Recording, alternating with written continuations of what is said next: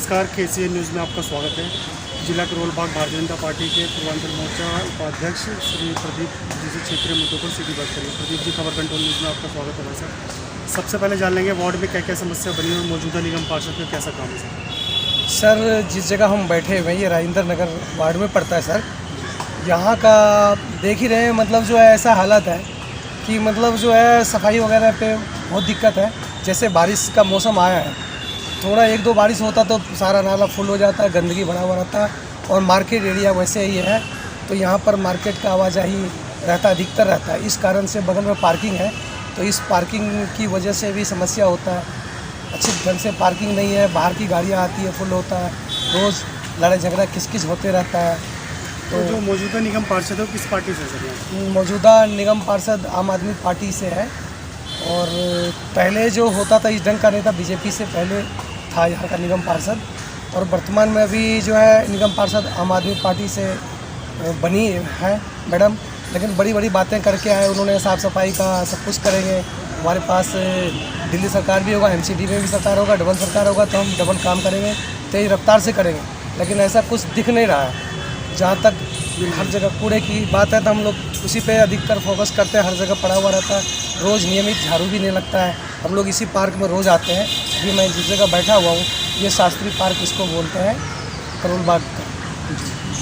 ये तो मेरे ख्याल से सर दिल्ली सरकार के अंडर आती है पार्क। जी, अब दिल्ली सरकार के अंदर MCD का वैसे पार्क होता है, MCD के अंदर आता है पार्क, लेकिन दिल्ली सरकार और MCD दोनों आम आदमी की है इस समय। सर, आपसे जान लेंगे कि जैसे आप कह रहे हो कि समस्या जो कि तो है, हाँ, लेकिन जो मौजूदा निगम पार्षद है बिल्कुल ध्यान नहीं दे रही इन चीज़ों को।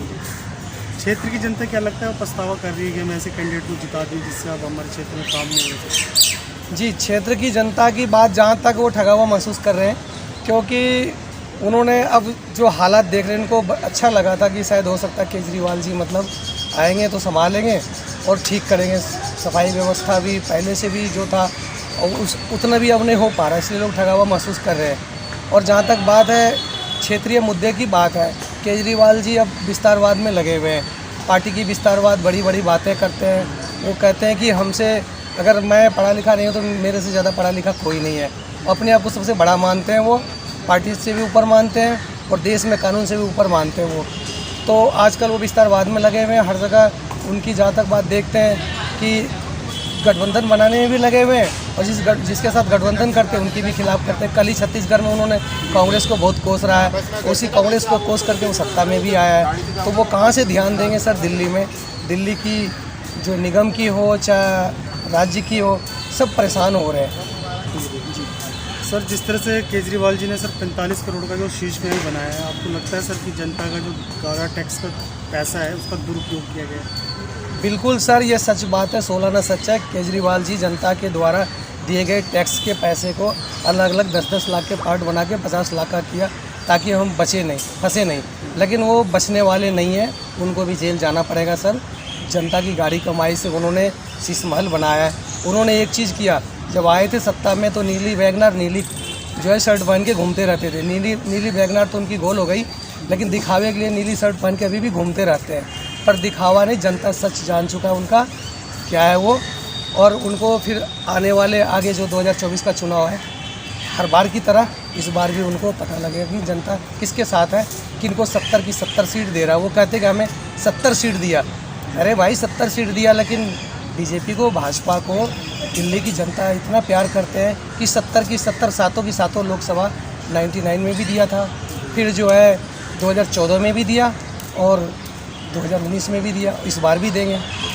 तो सर, आपसे ये जानने की कोशिश करेंगे, आप पहले कांग्रेस पार्टी से जुड़े हुए थे सर, इतनी बड़ी पार्टी को छोड़ने का क्या कारण मानते हैं आप? क्यों छोड़ा आपने? सर, कांग्रेस पार्टी अब उस लायक नहीं रहा कि देश को चला सके, दिल्ली को चला सके। वो शीला दीक्षित की टाइम की बात अलग था, और मतलब जो है शीला दीक्षित ही ऐसी थी जो दिल्ली को संभाल के रखी थी, उन्होंने बहुत सारे काम किया था। तो हम लोग को लगता था कि कांग्रेस उसी रास्ते पे चलेंगे, आगे बढ़ेंगे।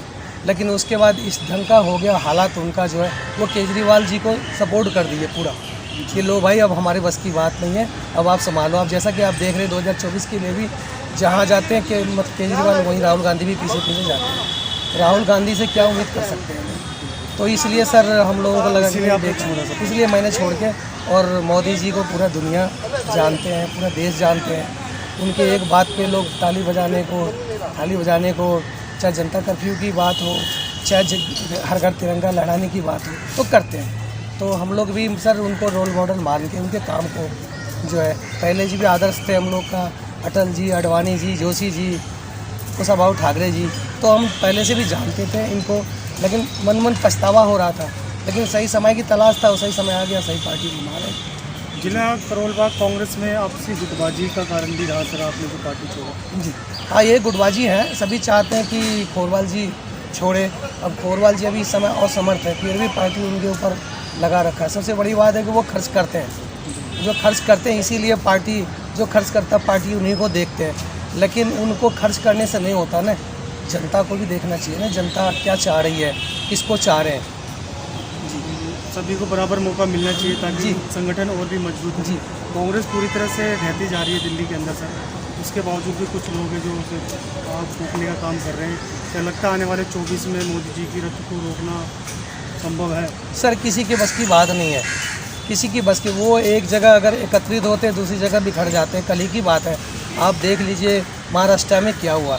सर, अजित पवार जी को उम्मीद था कि हमारे मतलब चाचा जी हमें बागडोर देंगे, लेकिन उन्होंने क्या किया, अपने बिटिया को दिया, धृतराष्ट्र की तरह आग बंद कर लिया।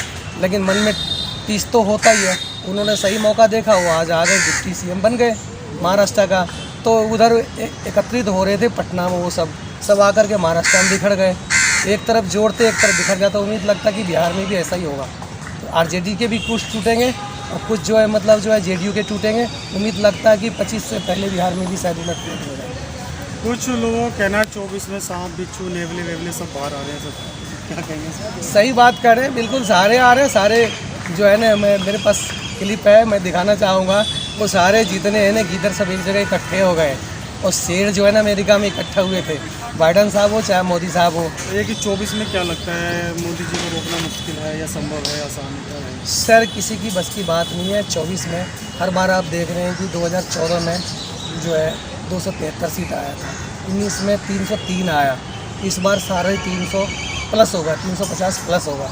जिस तरह वो लोग कर रहे हैं ना, एक दूसरे पश्चिम बंगाल में जाते हैं तो ममता बनर्जी जी कांग्रेस का खिलाफ करती है, और यहाँ आते पटना में आके इकट्ठा हो जाते हैं। तो अलग अलग राज्य में अलग अलग उनके मुद्दे आ गए। अब 26 क्या बोलते, छत्तीसगढ़ में भी चुनाव होने वाले हैं। केजरीवाल जी कल कांग्रेस को कोस रहे थे, तो कहाँ से वो ना इकट्ठा हो पाएंगे, उनके और बिखर जाएंगे।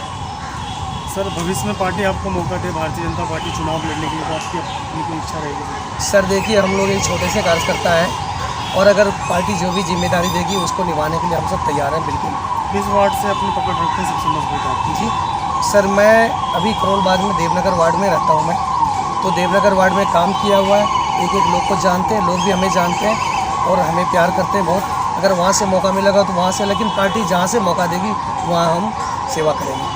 संगठन के लिए कुछ काम किया है फिलहाल हाल ही में सर? जी, संगठन के लिए बहुत सारे हम लोग का डोर टू डोर कैंपेन चल रहा है। अभी जो है 30 मई से 30 जून तक का जो हम लोग का मोदी जी के 9 साल में किए गए कार्यों का जनता के बीच जाते हैं, बताते हैं। सम्मेलन के द्वारा जगह जगह में सम्मेलन भी किया हमने। अभी देवनगर लेबर चौक पे किया था, दिल्ली के 5 विधानसभा में हमने किया हुआ, करोल बाग के 5 विधानसभा हम लोग प्रोग्राम किए हुए हैं। समय समय पर सभी काम करते रहते हो आपसे। जी। कुछ मैसेज देना चाहेंगे 24 के लिए सर जनता को? सर, जनता को मैं 24 के लिए कहता हूँ कि एक बार इधर उधर की ना सोचें। आपके पास भरोसेमंद सच्चा सेवक, मोदी जी एक ही बात बोला था, सेवक हूँ मैं, कोई नेता नहीं हूँ, न कोई प्रधानमंत्री नहीं हूँ, प्रधान सेवक हूँ मैं। तो सेवक, प्रधान सेवक अगर ठीक ठाक काम कर रहा है, उसको बदलने की ज़रूरत नहीं है, और ज़ोर शोर से उनको समर्थन देना चाहिए। अब कहते हैं, एक ही बात कहते हैं, मोदी जी है तो मुमकिन है। मोदी जी ने हर वो काम किया है जो कोई नहीं कर सकता है। सारे असंभव को संभव कर सकता है मोदी जी। बहुत बहुत धन्यवाद प्रदीप जी, आपने समय निकाल कर जी, शुक्रिया।